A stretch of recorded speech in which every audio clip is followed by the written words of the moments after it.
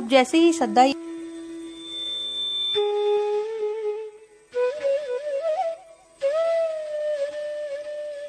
जो है वो मनु से कहती है, तपस्वी क्यों हो इतने क्लांत, वेदना का ये कैसा वेग, आह तुम कितने अधिक हताश, बताओ कैसा यह उद्वेग। क्लांत माने दुखी, हताश माने निराशा, उद्वेग माने घबराहट।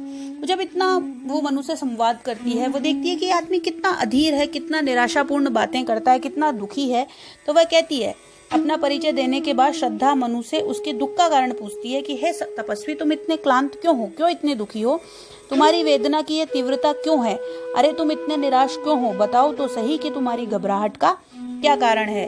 हृदय में क्या है नहीं अधीर, लालसा की निशेष, कर रहा वंचित कहीं न त्याग, धरो मन में धर सुंदर वेश। वह कहती है, श्रद्धा मनु से ये कहती है कि हे धैर्यहीन तपस्वी, क्या तुम्हारे हृदय में जीवित रहने की इच्छा शेष नहीं है, अर्थात क्या तुम अभी तक जीवित रहना नहीं चाहते हो।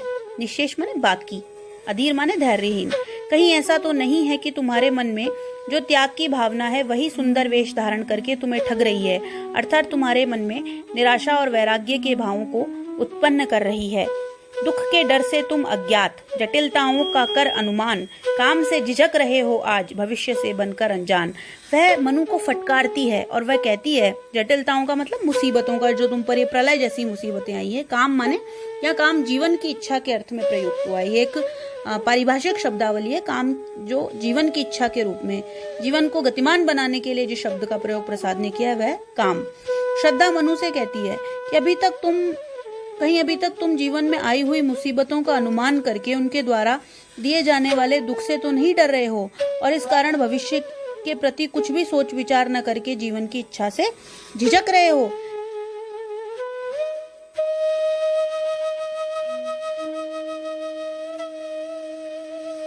झिझक हुई सी व्यक्त, विश्व का उन्मीलन अभिराम, इसी में सब होते अनुरक्त। लीला में मतलब क्रीड़ापूर्ण, नाना प्रकार की सृष्टि, स्थिति, संहार, अनुग्रह, तिरोधान आदि कार्यों में लीन होकर। महाचिति माने विराट चेतना शक्ति। यह शैवाद्वैत दर्शन का पारिभाषिक शब्द है। उन्मीलन माने विकास, अभिराम माने सुंदर, अनुरक्त माने मोहित। श्रद्धा मनु को महाचिति का स्वरूप बताती हुई कहती है कि एक लीलामय चेतना, जिसे महाचिति कहा जाता है, इस संसार में सृष्टि, स्थित, संहार, अनुग्रह, तिरोधान आदि कार्यों में लीन होकर आनंद कर रही है। मतलब हर जो चीज है वह उस महाचिति की इच्छा से हो रही है, और इन्हीं रूपों में वह सजग सी होकर अपने आप को प्रकट कर रही है। इस विराट चेतना शक्ति से ही विश्व का सुंदर विकास होता है, अर्थात वह महाचिति जैसा चाहती है वैसा इस यहाँ पे विकास होता है। इसी कारण प्रत्येक मानव जो है, प्रत्येक प्राणी जो है, वह इस विश्व में मोहित रहता है, संसार के पदार्थों से बंधा हुआ रहता है। भाव यह है कि संसार में जो भी कुछ होता है वह सब महाचिति की इच्छा से होता है, अर्थात यहाँ पर किसी भी कार्य के लिए पछतावा या शोक करना व्यर्थ है। इन पंक्तियों में प्रत्यभिज्ञा दर्शन की छाप स्पष्ट है। प्रत्यभिज्ञा दर्शन का ही पारिभाषिक शब्द महाचिति है। महाचिति का मतलब है जो विराट शक्ति जिसकी इच्छा से ही विश्व का उदय होता है। स्वेच्छया स्वभित्तौ विश्वोन्मीलनयति, यानी कि जो विश्व का उन्मीलन अपनी इच्छा से करती है वह महाचिति है।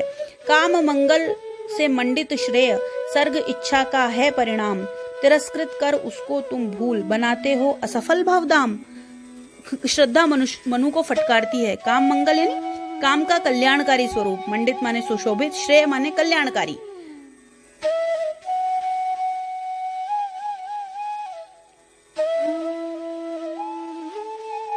उसको फटकारते हुए कहती है कि यह संसार काम के मंगलकारी, काम मैंने बताया था ना कि सृष्टि की गति का पारिभाषिक शब्द है, तो ये जो संसार है ये काम का मंगलकारी स्वरूप से ही सुशोभित है, इसलिए ये मंगलकारी है, कल्याणकारी है, श्रेयस्कर है।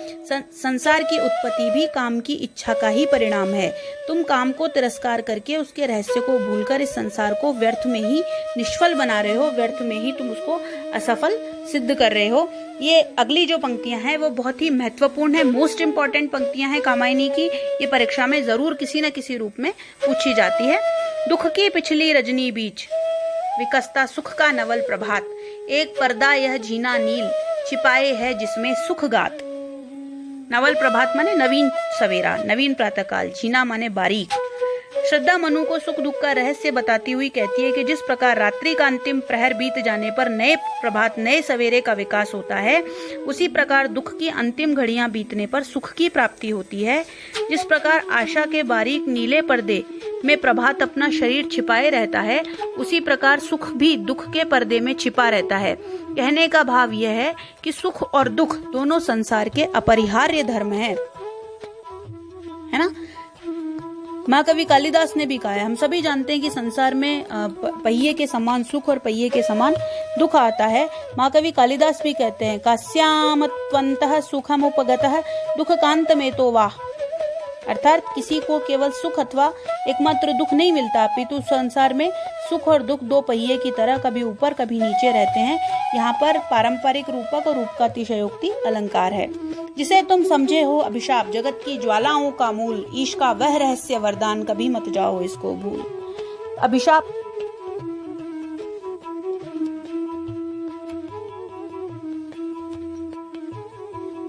कहती है कि तुम जिस दुख को अपने लिए अमंगल और अनिष्टकारी समझ रहे हो तथा जिसे तुम संसार की समस्त आपदाओं का मूल समझ बैठे हो, वास्तव में वह दुख ही भगवान का गुप्त वरदान है।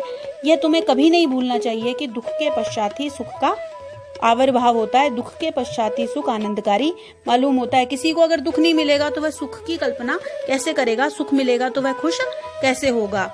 विषमता की पीड़ा से व्यक्त हो रहा स्पंदित विश्व महान, यही सुख दुख विकास का सत्य, यही भूमा का मधुमय दान। विषमता माने समता का भाव, व्यस्त माने दुखी, स्पंदित माने गतिशील, भूमा माने विराट शक्ति, मधुमय दान माने रमणीय वरदान।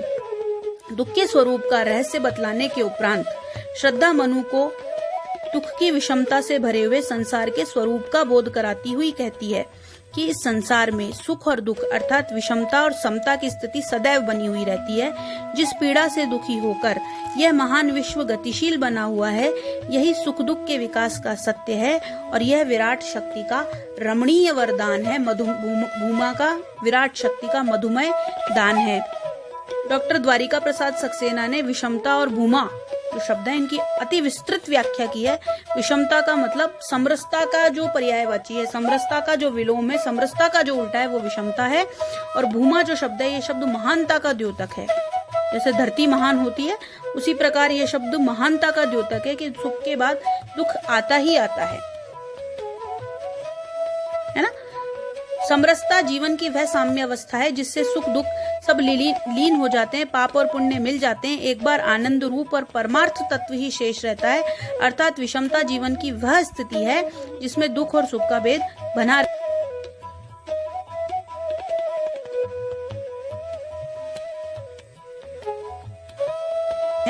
यह शब्द भू का आदेश करके मानिच प्रत्यय लगकर भूमा शब्द बनता है। भूमा शब्द का मतलब है कि वह विराट सत्ता अपनी साम्यावस्था को छोड़कर विषमावस्था को प्राप्त हुई, किंतु यह कार्य उसकी इच्छा से हुआ। अतः इस विषमता को उस विराट सत्ता के लिए अंगीकार कर लिया गया है। वह एक से अनेक होना चाहती है। विश्व का निर्माण करने के लिए भूमा ने इस विषमता को धारण कर लिया है। इसी प्रकार प्रसाद जी ने इस विषमता को भूमा का मधुमय दान अत्यंत उत्कृष्ट जो है विशेषण से कामायनी को संतुष्ट किया है, कामायनी को दिया है। नित्य समरसता का अधिकार, उमड़ता कारण जलधि समान, व्यथा से नीली लहरों बीच बिखरते सुख मणिगण द्युतिमान। समरसता माने समरस्य या आनंद की स्थिति, जलधि समान माने समुद्र के समान। श्रद्धा मनु को संसार में दुख का कारण बताती हुई कहती है कि यद्यपि समरसता ही सुख और आनंद की जननी है, क्या सभी प्राणियों को का अधिकार है, परंतु वे इस अधिकार का उचित प्रयोग न करके तुच्छ सुखों के मोह में विषमता उत्पन्न कर लेते हैं, जो समुद्र के समान कारण बनकर उमड़ने लगती है। समरसता माने आनंद की स्थिति जो है, जलधि समान माने समुद्र के समान कारण बढ़कर उमड़ने लगती है। जिस प्रकार समुद्र के उमड़ने से उसके हृदय में छिपे हुए चमकीले मोतियों के समूह लहरों के थपेड़े खाकर उसके हृदय से निकलकर उसके दूर किनारे पर जा पड़ते हैं, उसी प्रकार विषमता के द्वारा उत्पन्न व्यथा के कारण व्यथित हृदय में छिपे हुए सुख बिसर जाते हैं, सुख भूल जाते हैं। जलधि समान में उपमा और सुख भक्तिगण में रूपक अलंकार है। प्रसाद जी ने यहाँ समरसता शब्द का प्रयोग प्रत्यभिज्ञा दर्शन के आधार पर किया है, अर्थात जब आत्मा और परमात्मा भाव को प्राप्त होकर पूर्णतः शिव रूप हो जाता है तो उसे समरसता कहा जाता है।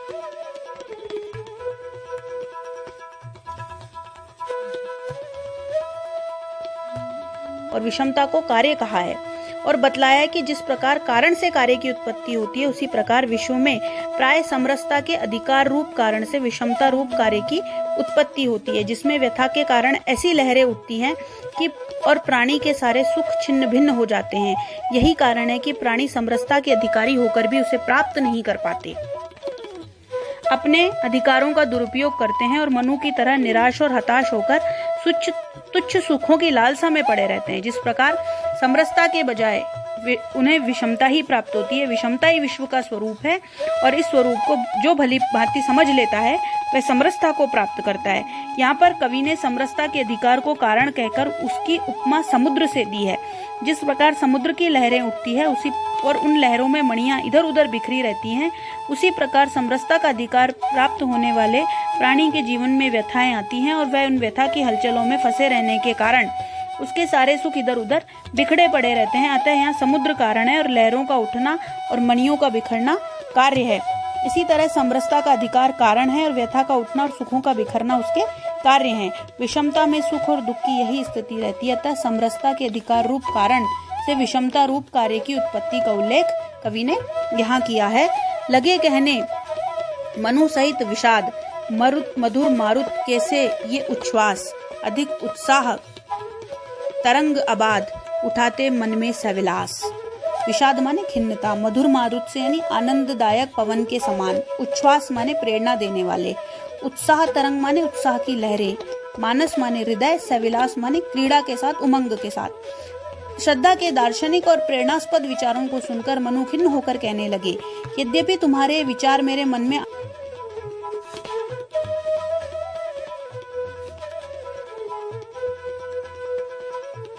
गति से लहरें उठाया करते हैं, फिर भी मैं बहुत ज्यादा हताश हूँ, फिर भी मैं बहुत ज्यादा निरुपाय हूँ, फिर भी मैं बहुत ज्यादा असहाय हूँ। अब हम आगे का कल पढ़ेंगे।